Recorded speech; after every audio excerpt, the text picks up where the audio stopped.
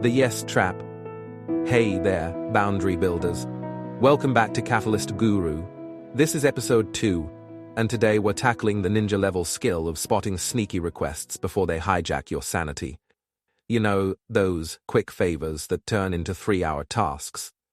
Grab your coffee or emergency chocolate, because we're about to unmask the hidden traps that turn team players into overworked zombies. Let's dive in. Spotting sneaky requests. The first step to saying no is recognizing when you need to say it. Simple, right? Well, not always. Sometimes requests can be sneaky.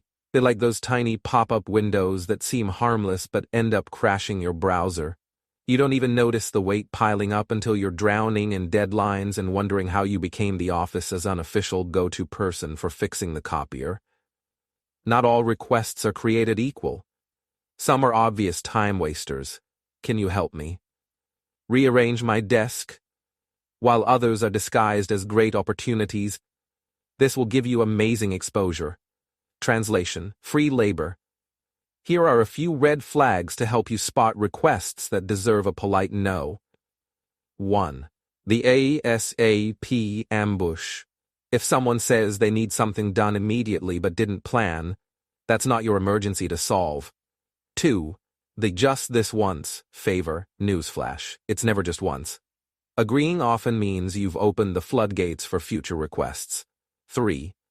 The you're so good at this trap. Flattery is great, but if you're being asked because you're too competent for your good, take a step back. 4. The invisible reward. Promise: this will help the team. Translation: you'll get more work, and no one will remember to thank you. Once you start identifying these traps, you'll begin to see how often they pop up, and how much they've been eating into your time. Sound familiar? Start noticing these and you'll save hours.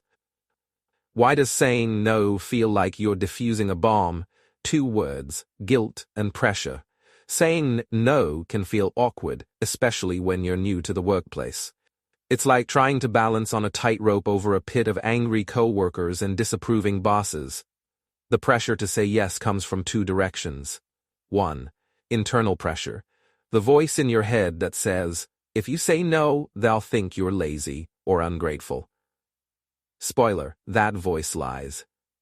2. External pressure.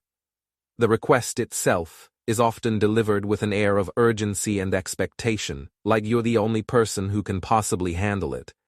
The key is realizing that saying no isn't about rejecting people. It's about rejecting the request. This small mental shift can make a big difference, rewriting your inner dialogue. Let's address the elephant in the room: guilt. Saying no often comes with a side dish of self-doubt and overthinking. What if they're mad at me? What if they think I'm not a team player? What if they secretly start plotting my demise? Relax. The world won't implode just because you set a boundary. In fact, learning to say no with confidence often earns you respect. People appreciate those who are clear about their limits. It's a sign of professionalism, not selfishness. Here's a quick mental reframe. Instead of thinking, I'm letting them down, try, I'm protecting my ability to deliver on my priorities. Instead of, they'll hate me for this, think, they'll respect me for being honest. Practicing the power of pause. One of the best tools in your no toolkit is the power of pause. Before agreeing to anything, take a moment to evaluate the request. A simple, let me think about it, buys you time to consider: 1. Does this align with my priorities? 2. Do I have the bandwidth to handle this without compromising my work? 3. Is this my responsibility, or am I being roped into something outside my role? The pause also allows you to come up with a tactful refusal if needed. Plus, it stops you from blurting out a reflexive yes. We've all been there. Here's the plot twist. Saying no doesn't ruin relationships, it often strengthens them. How? By setting clear expectations, you create a foundation of trust and transparency.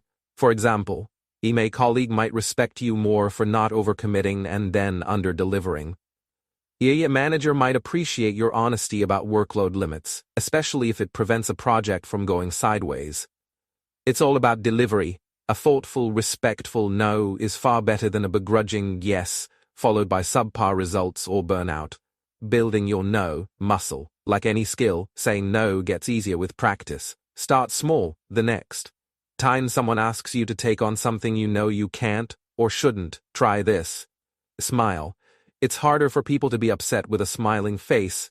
Say, I'd love to help, but I don't have the bandwidth right now. Suggest an alternative. Have you checked with someone else? Or, can we revisit this next week? It might feel awkward at first, but over time you'll find that saying no becomes second nature and, dare I say, a little empowering. If this helped, do us both a favor. Hit subscribe so you don't miss episode 3, where we'll craft the perfect no for any situation. Bosses, co-workers, even your group head spreadsheet emergencies. Thanks for tuning in. Keep flexing that no muscle. It's your secret weapon. Catch you next time.